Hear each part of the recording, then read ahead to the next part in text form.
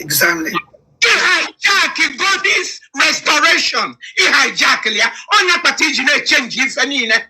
Maka ọ bụrụ na hijack ya, ịma na change. Ike keep to ife mmadụ onye nye gị ife gị jidere ijidie. Mana ilue hijack gị. Ebulu power nke gị. Onye kwuru ọtọ akwatu emia Samu bụ eze ga kwọtọ. Yes. Kai kwenya ka o si dị.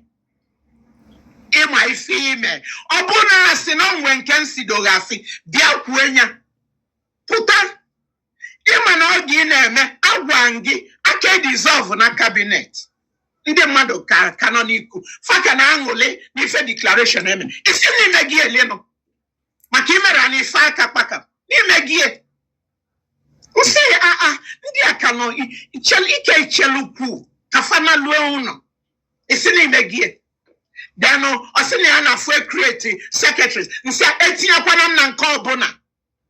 Etinyenam achọrọ m any position. Achọrọ m ka m nọdụ na mpụta. Onwe nke onye na-eme asọ okenye abụ watchman. Agwa m onye a.